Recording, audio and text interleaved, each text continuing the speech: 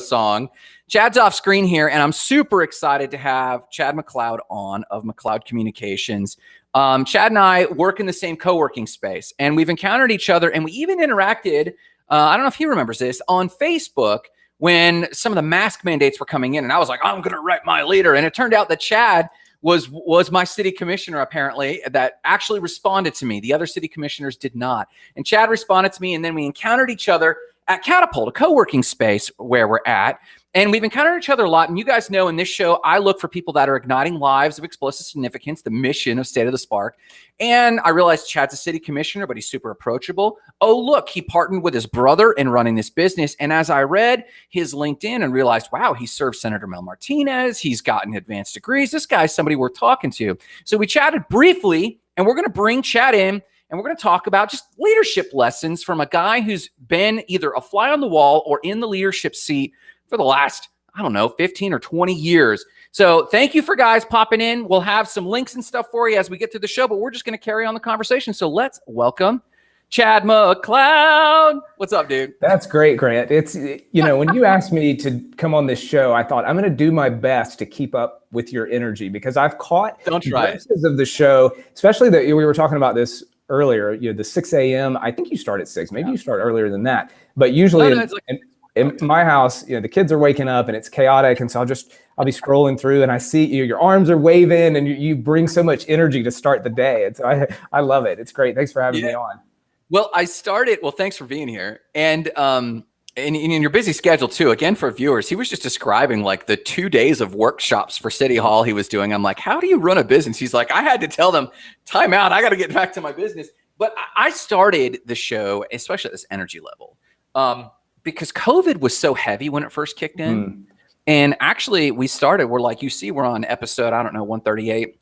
And I started it because people were just so plugged into the ho-hum news. And I was like, we got to do it like I do the other news segment. But I also kind of hyped myself up for the day. And I was like, I do this for myself anyway. Why don't I just loop people in on it? We could go from there. Yeah, that's great. You just start your day off with energy and invite people to come in on the conversation. So what are you guys like 8 a.m. people and you ease into the day? Is that we wish. So when we have a 7-year-old, a 6-year-old, and an almost 3-year-old. So there's no easing into it. We try to, if we get up before the kids, that's a miracle most days. But somebody's waking up by 6 if we're lucky. Yeah. Uh-oh. Did we just lose you? How's your internet connection? Did we lose Chad?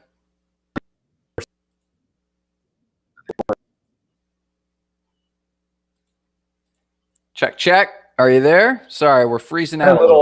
I got a little buffering window that came up. So. Oh, are you with me now? I think I hear you. Yeah. Okay. Cool. Sorry about that, everybody. But we're back. If I disappear, Grant, just keep going. You know enough about me. Play both parts. I'll jump yeah. And I love the story about how we connected. I remember we got so many emails as the commission around COVID policies, openings, closings, mask mandates, and there was no way I could respond, or any of my colleagues could respond to every single one of them. So I tried to just pick a handful, and for some reason, yours caught my attention. Whatever it is that you said, I thought, I want to respond to this guy. I don't know who he is. And so I responded, and then that started, I'd say a friendship that we've met here at Catapult. But I never know once I meet someone who I've corresponded with, especially if there's different sides of the issue, how it will work when we meet in person. But I love meeting people and talk about the city of Lakeland. So I've been that with you over the past few months. And it has been, and what I really like, so echoing that, seeing you at Catapult is seeing a human side of our city leaders. So we get a lot of city leaders, and I'm familiar with Bill Mutz. He's been a very approachable person long before City Commission. Yeah. Long before City Commission. And he's kind of an open book, but most all other of my city leaders, I think, didn't Scott Franklin walk through the building the other day? Wasn't that Scott Franklin? And he did come to, now I don't know if it's been since he took office. If he did, I wasn't that day, but during the campaign he did. Yeah, he did there was a stop here and a campaign. Oh, I might be mistaken. But maybe he did. I don't know. I'm in and out here at Catapult, so maybe I didn't see him Well, maybe I'm totally off base here because a guy walked through with a suit. He had like the salt and pepper hair. And I asked my wife, I said, hey, did you see Scott Franklin come through? And she's like, nope, I had no idea. And that guy was for those who don't know, that guy was a city commissioner and now he's a U.S. congressman. Yeah. And he's a representative. And Marissa didn't even like know who he was. But the contrast I'm drawing is that Marissa and the whole team know who you are. And so I've appreciated that approachability myself. And then seeing you work for your business. And I want to talk about that real quick. Yeah, sure. So for those watching now, when me and Chad have talked in passing over the water cooler, the thing we have talked about is that he is not a city commissioner first. He's a father first. He's got a business with his brother that he's a partner with of Mccloud Communications, a PR firm based here in Lakeland. But you have nationwide clients? We do. We've worked with clients all over the country. Florida is our home base naturally, and we have more clients in Florida and some out the country, but then others who are just based all over the place. The nature of the work that we do, a lot of messaging. People say, "What is PR exactly? What does that mean?" And what is that? We are in the good question. I'm glad you asked. We're in the business of messaging, of helping organizations create a strong, compelling message, tell their story, using tools of strategic communications, getting their story into the media, figuring out what it is that their audience, what they're looking for, and how their messages maybe match or don't match to that. And we do crisis communication. So when things happen, or hopefully preventing a crisis, working on how do you message during high profile, publicly intense situations. Well, you're hitting on something so we're here to talk a little bit about leadership lessons. Yeah. And I said this earlier, you served in Mel Martinez's office, which I'm sure as someone's either campaigning or if they're even in, it's like full-time crisis messaging management, right? Yeah. It is. You go from one crisis to the next, or there's always something that is at the forefront. And I loved it. It was my first job out of college. Undergrad, went to the University of Florida, go Gators, if I have any Gators out there. And I was just very interested and wanted to see what political communications would be like, and had the opportunity to get in on Mel's staff in 2005 and spent a little over 5 years working for him. And it was a front row seat at the process. That is, people, when they ask you, what was your desire to run for city commission? And it was in those years that I really just had a formative experience of seeing policy, politics, communications, constituent service, the good, the bad, the ugly. And I left that thinking one day I would be interested in running for something at some level. And so those years were fun. I was telling Congressman and Commissioner Franklin, but director, I said, I'd love to catch up and just share stories. I said, I have most fun memories from those days. There were some times that it was, you think, what have we gotten into? But it's certainly a unique experience. And so let's zero in on that. Like, you spent, I don't know how long, for example, in the halls of Mel Martinez's office. Zero in on that. What was the one or two biggest leadership principles you took away from that? Yeah, I got to boil it down to one or two. Well, I think when I look at leadership principles and I think of the importance, and I know I'm biased here, but of effective communication, of being able to communicate your vision, your message, and how hard that can be. And I really saw that in looking at the senator. And we were trying to make an intentional, a concerted effort to have a clear message of what he stood for, why he took a particular position, or why he opposed a policy, and so how important that was. Another one I would say that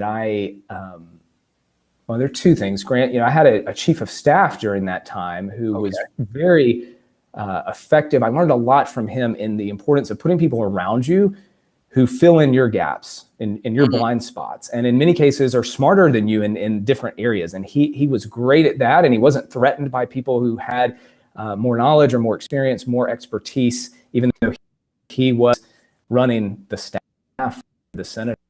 And then Senator Martinez himself, just political in terms of policy, I admire him for the way he could disagree agreeably. And that is an art to be able to to look at somebody across the aisle or say, I don't agree, here's why, but there's civility, there's a lot of agreement in that disagreement, and being able to still say, hey, we're all in the Senate, we're Americans at the end of the day. And so he was great at that, and I learned a lot from him, as a politician in that. It kind of sounds like ministry. I served in the ministry for a little while, and it's so easy. And I still do this today. I haven't learned the lesson, if you will, but it is so easy to see what either state representatives or U.S. representatives are doing, and to be like, I can't believe you made that call, and then to immediately vilify them. Whereas you see these people in their entire gray area spectrum, and they're not gods that are fallen gods. They're just people really trying to fight through the muck of, I don't know, DC or Tallahassee or something. And so it sounds like ministry. We're like, okay, you see these people that they're doing some things extraordinarily well, and let's learn what we can, man. That's interesting. I do think there are a lot of similarities to ministry. In fact, I've started on, you talk about leadership, but just meeting with my pastor, Tim Rice, here in Lakeland, pastor of Trinity Presbyterian Church, because I admire him on many fronts, but as a leader. And I recently just said, hey, I'd love to sit with you as a mentor of sorts. And he's been in so many situations where, not unlike what we face at the city, where you make a decision and some people are happy, others are not. And so how do you navigate that? And so that, I have not been in ministry, in the capacity you're describing, but it could be, I do think there are a lot of similarities. Oh yeah. I mean, I think as you talk to Tim, so I served as a youth pastor and associate pastor, then my wife and I did missions in Haiti. And I think as soon as you have some of those conversations, you'll realize this is why they call it the ministry of X in other countries, right? Yeah, right. Good point. It feels a lot the same. So, okay. So whether it's the city or whether it's these past experiences in other political roles, zeroing in on Mccloud, because you probably talk to a lot of leaders of businesses being a PR firm that's helping with crisis management. Right. What are some of the biggest, nearly predictable mistakes these leaders are making, whether it's in crisis or even in day-to-day leadership? What are some of the go-to mistakes these people are making? It's a great question. I think from what I see, from our vantage point, which is oftentimes looking at the message, communicating, is an assumption that the message is getting through, that we're communicating well. And so that not stopping to look and really analyze how is our message being received? Is it clear? Do we need help in this area? I think that's one that we see a lot. And that's where a crisis can really get people into trouble, because not being aware of a deficiency in your message or just a disconnect can really cause problems. Now, I mean, so my wife, Marissa always kind of does a timeout for me. And she's like, wait. You're literally over communicating right now. Is it possible to this gap? Is it possible to over communicate? So we would say that if you strive to communicate, not anything of under communicating, that's a real problem. A message coming from the leadership organization. The longer that time goes by without hearing anything, the more there's opportunity for people to fill in with their own information. The chorus of critics can grow louder. So can you over communicate? I think you can. I don't necessarily say that more communication is better or more effective, but in a large amount of, we've got so many channels and methods and things today that in many cases can be utilized. But I think if you strive to over communicate, you probably will land somewhere in the right spot, because another assumption is that people think, of course, I said it. And so one, everybody heard it, and two, everybody understood. And yes, taking time to go back and repeat and make sure that people really do understand that your message is simple, that it's something that people are tracking with you. And so that's why I think I don't find a lot of people who are truly over communicating that's just too much, but it certainly could happen. Well, I mean, I think I heard Seth Godin say, in terms of market leadership, how do you lead in the market? Yeah. And, deliver your message so loud and so often until the haters start showing up. Because by about the time the haters start showing up and like, you over communicate, that's just about the time that your mainstream market is hearing you. That's Do you good. find that's accurate or inaccurate? Yeah, that's an interesting premise to start from in terms of the market. I'm trying to think, do I agree with that or not? I don't want to challenge Seth Godin. I'm sure he's not out there watching, but You never know. yeah, right. He might be. But I do think there's something to be said for that by the time you have repeated something enough that people, when you start to really draw in all people who might be watching, whether they like or dislike what you're doing, then you've started to make that connection of what it is that you're talking about, what you stand for, who you are in the marketplace. I certainly think you have to be repetitive. And do you believe, so you guys are a PR firm. That's your main thing, is the PR firm.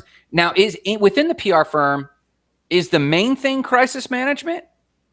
I wouldn't say it's the main thing. Okay. It is at the top, and there's several components of that. There's crisis readiness, and we're working on something now that is a product of sorts that will pair with the crisis communications training services that we do. And I'm very excited about this because we've never really had in our 7 years. It's always been a services oriented firm, and so there's nothing wrong with that, but in terms of a business and trying to scale and do more things, I think that there's some limitations there for sure. So I think, and I'm not ready to announce just yet what our product is, but it goes in the area of crisis readiness and getting organizations to think about, recently, companies in the news. There's no shortage of some organization that is in a crisis, the speed with which information travels and how easily you can find yourself in a crisis. And it doesn't happen from 9 to 5. And so getting companies to stop, to slow down, to think, what are our potential crises? What causes you to lose sleep at night as a CEO, as a leader? And how do we prepare for that in advance? And so we're working on a product that will pair with what we do as a service, and really, I think will be very valuable for a lot of organizations. So, okay, but crisis is a large part of the topic. Yeah. So your question about is that the main thing? There's several real components to public relations as we practice it, and one is communication strategy. Just overall looking at an organization and asking, when you ask about can you over communicate, if there's no strategy and there's just messages all the time and they're inconsistent, then yes, I think you can. So looking at what's your strategy, what drives your message, what are your most important messages, how do you know that? Really setting that in motion. And then from there, you start to dive into the different ways that you communicate. So we do a large amount of strategy consulting. So there's issues management too, and that's kind of really what I took away from the senator's office. Not everything was a full-blown crisis, but nearly everything was an issue and something that's to be managed and communicated very well to hopefully prevent it from becoming a crisis or doing lasting damage to your brand. Interesting. Now, so you guys come in with a PR firm, and political offices aside, you guys come with your PR firm to a company. Is it a sign of a gap in leadership if they have to bring an outside company in to shape their message, or how does that work? Yeah, and I can see where that may be the initial thought or reaction of, are we admitting weakness if we bring in an outside firm? Yeah. But you think of it in the same way of bringing in outside legal counsel, bringing in an outside firm to do a financial audit, that there's something that's being brought in that we don't have in-house, or maybe we do, but we need to supplement it, or we just need a third party with a different set of eyes that's not within the industry. And when we talk about messaging, a lot of times when we go to potential clients, everyone within the industry speaks a certain language, and there's jargon, and there's things that over time that you forget that your customers, your audience, those you're trying to reach, very likely they don't. And so many times we offer that third party outside, like, explain this to me, because it makes no sense to me. So explain it. Let's get it in a simple way that everyone, or at least those you're trying to reach, can understand it. Well, and you do raise a really good point there. Just because a consultant's brought in doesn't mean there's a massive gap of that leg of the business. In fact, I'm wondering, let me posit this as a question. Are you finding that those who value PR enough to bring you in, the leaders of a company, they've already got something in the vein of PR, they're looking for nuance, or do they have a complete void of PR? Like, what is kind of that? What are you finding when you go into these companies? Both. And it really depends on the organization. There are some that have some staff and some resources in the way of public relations, and they need to supplement that or just need a different perspective. And then there are others that don't. There may be the smaller organizations who don't have a budget for in-house staff or a team, or maybe they're just in their infancy and trying to get off the ground and haven't really gotten to the step of what does PR look like for our company. There's a lot of media work that we do too. I didn't mention that, but helping companies figure out, how do you get a story into the news? How do you make your story newsworthy? So whatever media outlet it is that is relevant or useful to your brand, how do you position your stories to get the interest of editors, reporters? There's a world behind that. Or if you've got a lot of news, attention from the media in a public situation or a crisis, how do you deal with scrutiny and constant media attention if you're not prepared for that, or if that's not what you do every day? So, like, I assume that you advise a lot of people. Have you ever brought in, well, I guess let me ask it this way. What % of the time that you're brought in do you offer a strategy or training or delivering of messaging, and the client doesn't walk it out, doesn't follow the advice, and as such falls flat? What % of the time are they taking your advice? That is a great question. It's always a hard spot to be in as a consultant or as one you're leading an effort and you're providing advice and recommendations, but you can only go so far. I would say we're fortunate that the times where that has happened, I think, have been limited, few and far between. We've had some cases where we have presented some strong recommendations or a course correction, or here's where it didn't work in your messaging before, and here's what we would suggest. And the client or the leadership decided, no, we don't want to do that. That's hard. But we have always said we stand by what we present, what we recommend. We usually have, Joe, you mentioned my brother who works with me. It's always at a minimum the two of us putting our heads into something, and we have different personalities and different strengths. So that there's that, but we also have just a team behind us many times of contractors, of other PR colleagues who maybe it's a solo PR person in a certain area that has a real skill set in this industry and we can bring in. So it's not just me or just Joe saying this is what we think you should do, but there's a collaborative effort of communications professionals looking at that. But it is hard. It's hard when someone says, no, we're not going to walk this out or implement the advice that you have recommended. And then if you see results from that, and so it's just, that can be challenging for sure. So let's even let's just focus on being a consultant for a second. When you're in a consultant, you have a unique view, man. Like you have, in some regards, very low stake. And so the ability to make objective observations is really high. And I love that. I get addicted to the times I've been able to consult.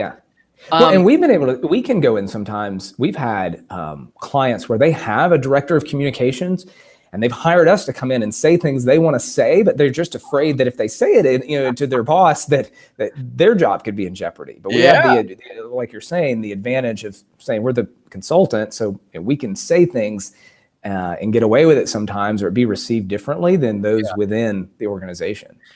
And that's kind of what I'm getting at. As in terms of correlating this to leadership, are there continuous traits? In those few times you've seen that happen, are there just traits of either that leader or that leadership team that prevent, that director of communications to be able to say what they need to say? Are there any continuous traits or habits of leadership that cause that poor culture? So I got the last half of that question, Grant. It started to buffer at the beginning, but I think what you're asking, you can tell me if I'm wrong, is that do I see consistent traits when people don't take the advice we offer, or they're just resistant to being able to listen or to stop and change direction? Is that the trait? Yeah, I think it is hard to say because cases are different, situations are different. I think a lot of times there's strong hierarchies in organizations. And so if it's a person who's over a certain department, sometimes the hesitancy to let go of the control or to implement a decision that wasn't, there's a little bit of vulnerability answers. And so that's not, I don't know what skill deficiency that is necessarily, but I do think that's a part of it, and not wanting to, and for us, if I can present an idea, and so on the flip side, if us as leaders, if we can go in and persuade and bring people along, bring those leaders along in a way that is convincing, that gets them on board with what we're trying, our vision and what we would see for that client, then sometimes I think our leadership skills can compensate for maybe whatever is resistance or a deficiency on the other side. But that's hard to do sometimes. You're walking a fine line as it's your client. There's revenue on the line. You'd love to be hired again. So the relationship element of it, and And so, okay, and then maybe approaching this from the opposite. So like you just mentioned, you have a lot of respect for Tim Rice. Yeah. And leaders like that. What traits do they have that attract you, that you say, I want to go get mentored by this guy? Like what are leadership traits you're really drawn to? Well, you mentioned approachable early on, and so that someone who is, Tim is extremely approachable. Tim's a great communicator, and a big part of that is on the listening side too. And that is something, my dad was a big influence in my life. My dad, he was in law enforcement. He was a police officer, police chief in 2 different cities. He died in 2012, but I look back on his life and the influence he had on me. My dad was very quick to listen and slow to speak. Sometimes I wanted him to speak more, so pull more, but when he did, there was something valuable there because he had invested that time in listening. And so I really try to, and I see that in Tim for sure. And that's something I try to do as a commissioner, to make sure that I'm listening as much or more than I am speaking. And for an elected official, that can be we always want to talk at the end of the meetings, and we have the kind of round robin and we all go around, everybody wants to say something, and we should many times, but the importance of listening well. Yeah. It's a loss. I mean, listening obviously is a lost art, but just thinking about the halls of politics, pure rhetoric, pure debate is lost. The ability to influence through dialogue is lost. And so we make up for it with just a barrage. Right. Yeah. I've noticed that quite a bit. So what are some of the biggest influences for you, as whether it's leadership or communications? Because it sounds like to you, communications is leadership. Yes. Yeah, I agree. I was thinking about that this morning because I thought, what do I have going on today? I'm going to be on the Spark Show. This was the highlight of my day here. This after 2 days of strategic planning, the throes of city issues, that to come in and do this, and I think when you look at people we describe as great leaders, effective leaders, I can't think of one where I've said, but he was a poor communicator, or she didn't have good communication skills. I really see that as at the core of being a great leader, is the ability to communicate well. So it's hard for me to separate those two. Man. And you mentioned communication is leadership. You also mentioned approachability. So if I just could take from our 30 minutes together, those are probably 2 high principles for you. I don't even know if approachability is even a close second. Like, you love that communication. Is there even a third that you could even, not to make one up on the spot or anything, but does a third trait even occur to you? Yeah. Well, I do think we talked a little bit about goal setting. And so I think an ability to set, stay with, and achieve a goal. I mean, some sort of goal setting awareness. And, I had talked about sometimes leaders, maybe that's not your skill set, but you have people around you who can the importance of that. And how do you of goals for sure? No, it's how do you approach goal setting?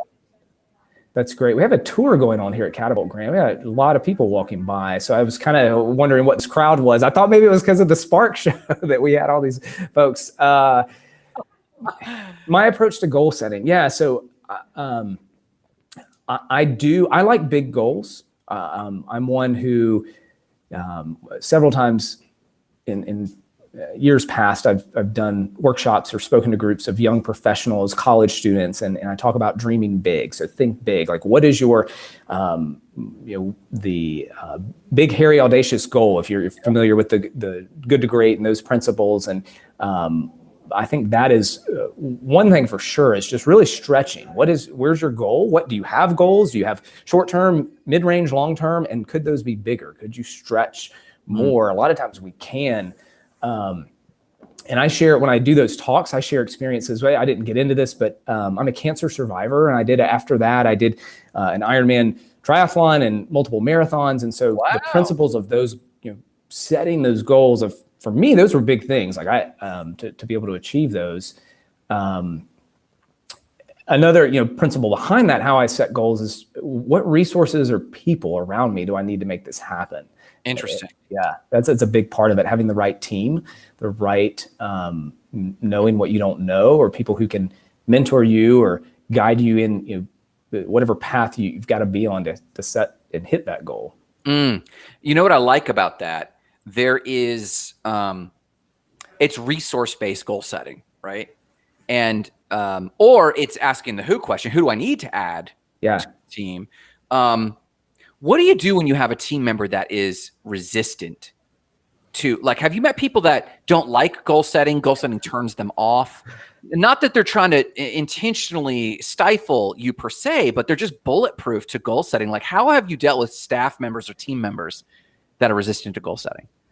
Yeah, I think you have to figure out what's driving that resistance. And can you address that? Is there something that does the person just not like the goal? Do they not like the direction? Do they just think the goal setting exercise is a bunch of hooey? When I've done workshops with young adults and several times I've had in years past, I've spoken to summer leadership programs. So the program that Economic Development Council here in Lakeland does, just really good. It's great. You've got so much young talent in that program. And I always do a goal setting exercise at the end. And inevitably there's a handful of people, you can just tell by their body language, they don't like this. They don't like the goal setting. They don't want to talk about it. They don't want to do it. And so I just try to kind of get at what's driving that resistance and what would make goal setting more appealing to that person. If they just had bad experiences with goal setting, or it doesn't work, or they weren't able to achieve something, and then if you can address that, I think there's a chance to bring people on board. And give them some ownership in it too. I think if it's a team project, what is it that would give or create buy-in from that person who's resistant? Is there, an ownership piece that will drive some passion and some interest and bring them along? Yeah, like, I'm a big believer, and I'm a naive optimist, right? Okay. Like I believe anyone and everyone's soul and life can be changed by believing in enough goals. Yeah, right. And so when someone expresses this resistance, I know that I should maybe explore it or leave it alone, because that's good. Yeah. Because I heard a quote recently. I forget where I heard this. But it was how does the National Guard or whatever, the Coast Guard, how does the Coast Guard decide when a boat is going down? Of the half dozen people swimming around that they need to save, and the water is going nuts and the boat is sinking, how do they decide who to save? Because they can only grab one person at a time, or whatever the scenario is. And the answer was whoever swims to you. And it's like, man, as I get older, this desire to save everyone with goals is going down, because I've got to conserve my own energies. And I know I need to spend time with someone and go, okay, did you have trauma with goal setting? Did you have a goal that you got let down on? I'm never going to goal set again. Yeah. That, I think, happens a lot. Yeah. Believe it or not. But these days I'm like, you know what? I'm not going to push anybody away, but all I can do is raise my flag and let people decide if they want to rally around it. You know, I used to believe that a lot more charisma. Let's dial it up, like, let's turn up the volume and maybe we could get everyone that way. But I'm not that much anymore.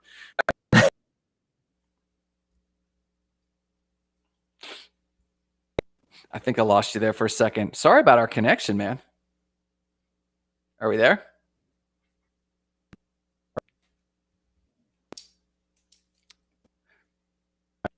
Back. I think you're coming back. I don't know. Am I coming back? There you are. Yeah. I don't know if that's Catapult connection or my own. Through those outages, but so yeah. No worries. Well, it's time to wrap up anyway. It's 12:35, and I promised to wrap you up. So, folks, for those who are watching this now or watch this later in the day or what have you, Chad, what's the best way for people to kind of pay attention? Because you've got a podcast too that's worth listening to. Yeah, thank you, Grant. Yeah, what's the best way for people to check you out? Yeah, so you can, I was telling Grant, you can find me at mccloudcommunications.com, and I think he's got my name up there. But yeah, McCloud's MCLEOD. That's how I always point that out, mccloudcommunications.com. Our podcast is On Message, and it's a PR and communications focused podcast. We talk about stories and companies that are in the news, and Joe and I do a little back and forth. You know, being brothers, we have kind of a fun dynamic. So would love for you to listen. You can find that on the website, and I'm on Twitter too. We were talking about that earlier. That at Chad Mccloud, so you can find me there. I like to engage with people on Twitter, and so whether this is PR related or if you're a Lakeland resident and want to find me, you can track me down through the website, or even though it's my business, sometimes I'll have people contact me and they just are looking for a city commissioner. I do a city podcast too, so that one's called A View from City Hall. And I'm trying to really increase that. It's a challenge sometimes to stay consistent with that one, but just breaking down what are we talking about at the city level and simplifying that process. So I started that last year and continuing it this year, but I'm throwing out a lot here, but chadmccloud.com also is where I post those City Hall podcasts, and would always love hearing from our residents throughout the city. Awesome, man. Well, thank you for your time. Again, folks, follow up with McCloud Communications or chadmccloud.com. Follow this guy. And I'm telling you, if all of you have ever complained, oh, I've got a city leader that doesn't communicate enough, this bro just threw at you like 4 different means to communicate with him. And I will testify he was the only city commissioner to email me back. So thank you, guys. Thank you for your time, Chad. And check us out next time and tomorrow morning for the Spark Show, episode 139, I think. Thanks so much, Chad. We'll talk soon.